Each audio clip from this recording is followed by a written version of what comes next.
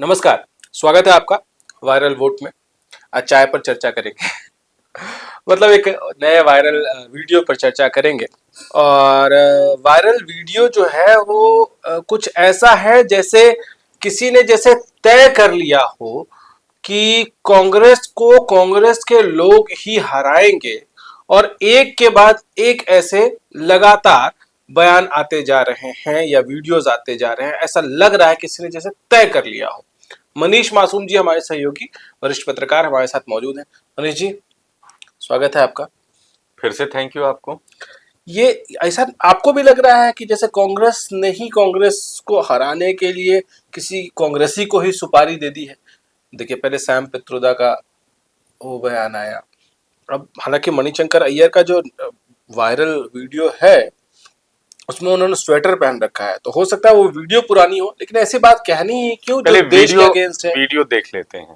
Video दिखा दे पहले। जरूर। चलिए वीडियो देख लीजिए आप। और कोई भी पागल वहां आ जाए तो क्या होगा देश का? उनके एटम बॉम्ब है। हाँ ये भी है। हाँ, हमारे पास है, लेकिन किसी पागल ने हमारे बम को लाहौर स्टेशन में फूटा तो 8 सेकंड के 8 पल के अंदर उसकी जो रेडियो एक्टिविटी है वो अमृतसर पहुंचेगी। ये भी है, इतना पास तो में हम। ऐसे बम वगैरह रखकर आप उसको इस्तेमाल करने का रोको। लेकिन यदि आपने उनसे बात की, उनको इज्जत अफजाया, तो तभी जाकर वो अपने बम के बारे में नहीं सोचेंगे। लेकिन आपको उनको ठुकरा दिया और बच्चे जैसे कुट्टी कहते रहे, तो कोई पागल वहां आ जाए वो बम निकाल ले और फिर क्या होगा? चलिए वीडियो देख लिया आपने। मणिशंकर अय्यर साहब कह रहे हैं कि पड़ोसी जो हमारा है पाकिस्तान, उससे अगर चीजें ठीक करनी है तो बातचीत जरूर कर सकते हैं, लेकिन ऐसा नहीं हो सकता है कि आपके पास मसल्स हैं तो उनके पास मसल्स नहीं है। उनके मसल्स जो हैं वो नजर आते हैं जब हम उनको इस तरह से देखते हैं कि वो भी एक एटॉमिक नेशन है, मतलब जिसके पास एटम बम परमाणु बम है। ये अय्यर साहब को क्या हो गया है? गुरु जी, एक बात मैं जरूर कहना चाहूंगा, हालांकि पढ़ा लिखा तबका जो है वही प्रगति के पथ पे ले जाता है समाज को। लेकिन किसी भी चीज में इतना जोर नहीं देना चाहिए कि जिस अंग विशेष से आप काम कर रहे हैं वही घिस जाए। पढ़ाई लिखाई दिमाग से होती है। आप वायरस की तरह बोलने वाले तो नहीं है कि नहीं, इनका नहीं, दिमाग मैं बेचोगे तो मैं सबसे ज्यादा माफी के पैसा साथ कह मिलेगा? रहा हूँ। मैं खुद पढ़ने लिखने में यकीन करता हूँ। पढ़ाई जरूरी है, जानकारी जरूरी है, लेकिन जब इतना जानने लग जाएं कि उस जानकारी को आप बचा ना पाए और क्लटर हो जाएं और इस तरीके के स्टेटमेंट आए तो ठीक नहीं मतलब है। कोई मतलब नहीं ना। आप किस देश की वकालत कर रहे हैं भाई? और कांग्रेस की सरकार थी शब्द तो कैसे? आपने बातचीत, ऐसा तो नहीं था कि उस दौर में बातचीत नहीं हो रही थी, बातचीत हो रही थी। उसके बावजूद आतंकवादी हमले भी हो रहे थे, भारत के खिलाफ साजिशें भी हो रही क्या थी। क्या मैं तो यही बात कहना चाहता हूं कि कांग्रेस के जमाने में हिंदुस्तान रिटेलिएट नहीं करता था? करता था। कांग्रेस के जमाने में कांग्रेस की सरकारों के दौरान सीमा पार से आतंकवाद होता था, तब भी भारत अपने स्टैंड पे था। भारत की विदेश नीति, खास तौर पे जो भारत को परेशान करने वाले देश हैं, उसके खिलाफ कोई भी सरकार रही हो, आप गौर करिए कब सत्ता पक्ष या विपक्ष में मतभेद रहा है। जहां देश की बात आए, जहां सीमा की बात आए, जहां हम सब की बात आए, वहां पे आपकी अंदरूनी राजनीति जो है उस पे हावी नहीं हो सकती। अब इतनी पढ़ाई लिखाई करी है, वेल हम बॉयज स्कूल से पढ़े हैं, डीयू के स्टीफेंस कॉलेज से पढ़े हैं, पता नहीं वहां से तो बहुत से लोग निकले हैं। नहीं नहीं, उसके लिए खैर सबको तो संस्थान को। ऐसा ज्ञान नहीं हुआ कि मतलब अनियंत्रित हो गए हैं। आप कह रहे हैं कि यहां से कोई पगला मिसाइल दाग दे, परमाणु बम दाग दे, लाहौर अमृतसर की दूरी बहुत कम है, ठीक है। कौन से शब्द का इस्तेमाल कर रहे हैं आप? यहाँ पागल बैठे हैं? या वहां पागल बैठे हाँ, हैं? इतनी बड़ी आबादी का देश, इतना बड़ा मानव संसाधन, इतने अच्छे अच्छे चिंतक यहाँ से निकले हैं। राजनीति को परे रखिए, अभी यहाँ पागल बैठे हैं। और आप कहना क्या चाहते हो? देश का फैसला लेने वाला आदमी, नीति निर्धारक पागल कैसे हो सकता है? इतनी बड़ी जनता उसको चुनती है।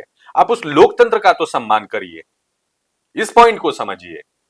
कैसे, ये पाकिस्तान है क्या? यहाँ फौज द्वारा सरकार चलती है क्या कि कोई पागल आके बैठ जाएगा, कोई तानाशाह आके बैठ जाएगा और अपने मन से निर्णय लेने लगेगा और कभी भी कहीं भी परमाणु बम दाग देगा? अरे भाई, अनियंत्रित मिसाइल आप मत होइए। अनियंत्रित मिसाइल भारत पहले भी कह चुका है कि हम आत्मरक्षा के लिए अपने अस्त्र शस्त्र का इस्तेमाल करते हैं। ये आज की बात नहीं है, हमारे सनातनी परंपरा में ये सारी उसका चीजें। वो दिख रहा है सर, उसका असर दिख रहा है। ऐसा नहीं है कि कांग्रेस के कार्यकाल में बातचीत नहीं हुई, और ऐसा भी नहीं है कि बीजेपी के कार्यकाल में बातचीत। अटल बिहारी वाजपेयी जी ने तो क्या क्या नहीं किया। समझौता एक्सप्रेस से लेके बस लाहौर तक चली, सब कुछ हुआ। उसके बाद भी जो हमको पाकिस्तान से मिला उसके फेवर में, तो अगर कोई सरकार मिला, घुसपैठ मिला, अगर कोई सरकार, चुनी हुई सरकार कुछ तय करती है एक ऐसे पड़ोसी के साथ डील करने के लिए जिससे हमें लगातार जख्म ही मिले हैं, तो आप उससे सहमत असहमत हो सकते हैं, लेकिन उसके बदले आप पड़ोसी को जो दुश्मन की तरह हमेशा रहा है उसको कैसे आप वो कर सिर्फ सकते हैं? व्यक्तिगत मामला होता ना, अगर मणिशंकर अय्यर की बात होती, मैं तो सोचता हूं कि इन लोगों पे बातचीत ही नहीं होनी चाहिए थी। लेकिन बात यह है कि मणिशंकर अय्यर जो हैं वो कांग्रेस के वरिष्ठ नेता हैं, मंत्री रहे हैं। राजीव गांधी उनको राजनीति में लेके आए थे, बड़े डिप्लोमेट रहे हैं, पाकिस्तान में उन्होंने अपनी सेवा दी है। पाकिस्तान अविभाजित हिंदुस्तान में उनका जन्म हुआ था, लाहौर में। शायद वही प्रेम है या क्या है, उसके बाद क्या क्या चीजें हुई उसको याद नहीं रख पा रहे हैं और कुछ भी बोले जा रहे हैं। आप यूपीए सरकारों में मंत्री रहे, पेट्रोलियम मिनिस्ट्री उनको दी गई थी, तो इतनी बड़ी जिम्मेदारी आप अचानक से आते हो कि विपक्ष की, मतलब एक गठबंधन की तरफ से घोषित प्रधानमंत्री पद के उम्मीदवार को नीच कह देते हो। आप सनातन के जो सिद्धांत हैं उस पर प्रश्न करते हो, ये राम जी का जन्म कौन से कमरे में हुआ था। मतलब आपको ये अधिकार यहाँ पे तो मैं थोड़ी सी मर्यादा का पालन कर रहा हूं भाई। जब हम बड़े हो रहे होते हैं, हम में जो संस्कार है, हम जो लेके बड़े हुए, हमारे डीएनए में है राम। आप राजनीति करते हो, उस पे आपका मत अलग हो सकता है, आप अपनी बात रख सकते हो, लेकिन इतना बड़ा हिंदुस्तान और इसकी इतनी बड़ी आबादी जो कि जन्म से ही राम के साथ बड़ी होती है, उस पे आप इतनी अमर्यादित टिप्पणी करते हो। तो मुझे तो कई दफे ये लगता है कि ये क्या है, ये कांग्रेस को हराने के लिए बैठे हैं। यही मैं इसी तरफ लेके आने वाला था आपको, और शुरुआत में भी मैंने यही जिक्र किया था कि क्या इन लोगों को कोई सुपारी देता है, कांग्रेस के नेताओं को ही, कि कांग्रेस को हरवाना है आपको। अब देखिए, इससे पहले सैम पित्रोदा का भी बयान आया, हालांकि दोनों से पल्ला, अभी मणिशंकर अय्यर के बयान के बाद कांग्रेस ने किस तरह से पल्ला झाड़ा है वो भी एक बार सुन लीजिए पहले आप। Old video of Mr. Manishankar Iyer and some of his comments. Those comments, of course, Congress Party, the Indian National Congress completely distances itself and does not agree with those comments whatsoever. तो कांग्रेस तो ने साफ साफ पल्ला झाड़ लिया है, और चुनाव का जो ये टाइम है, इस टाइम पे और कोई ऑप्शन भी नहीं है किसी के पास। आप एक बात बताइए, आप किसी मोहल्ले में रहते हैं, आपके परिवार में एक बागड़ बिल्ला लड़का है, जाके किसी को पीटाता है, उसके बाद आप माफी मांगते हैं, उसे किनारा करते हैं, बात सुलझ जाएगी क्या उससे? चलिए एक बार हो गया, कोई पगला बच्चा है या आपने उसे सिखाया नहीं, तौर तरीके नहीं सिखाए, बार बार वो यही कर रहा है और आप पल्ला झाड़ते रहेंगे, इससे बात बनेगी क्या? बेदखल कर दिया जाए। बेदखल करिए, कुछ भी करिए, मतलब गजब आदमी है भाई, ये कुछ भी बोल देता है।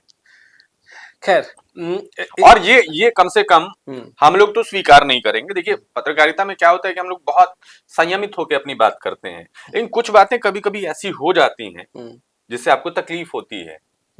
और ये कौन सी विचारधारा और किस स्टैंडर्ड की बात कर रहे हो भाई? कितनी पढ़ाई लिखाई कर ली कि मतलब दिमागी संतुलन ही हिल गया है। ठीक है, इस पे बीजेपी का भी रिएक्शन आया, हालांकि बहुत सारे अलग अलग पॉलिटिकल लीडर्स का रिएक्शन आया है, लेकिन ऐसे ही जब भी पाकिस्तान का जिक्र होता है तो एक और नाम बहुत याद आता है, गिरिराज सिंह जी का, क्योंकि उनका जो है बयान का फेवरेट टॉपिक शायद पाकिस्तान हो। सुन लीजिए। राहुल गांधी, कांग्रेस, मणिशंकर अय्यर पाकिस्तान की भाषा बोल रहे हैं, जो पाकिस्तान आज खाने को मुहताज है। मणिशंकर अय्यर को क्या कहना चाहेंगे? हम यही कहेंगे, दोगली नीति कांग्रेस छोड़े। हिंदुस्तान इतनी ताकतवर है कि कोई आंख दिखाएगा तो पाकिस्तान भूगोल में दिखाई नहीं देगा। ये फारूक अब्दुल्ला की भाषा बोल रहे हैं, ये पाकिस्तान की भाषा बोल रहे हैं। ये कांग्रेस पार्टी पाकिस्तान की भाषा बोलता है, आतंकवादी की भाषा बोलता है। सुन लिया आपने गिरिराज सिंह को। बहुत छोटी सी बात इस पे कहना चाहूंगा, हम्म। क्योंकि आपने वीडियो प्ले किया, उसी से प्रश्न भी खड़ा होता है।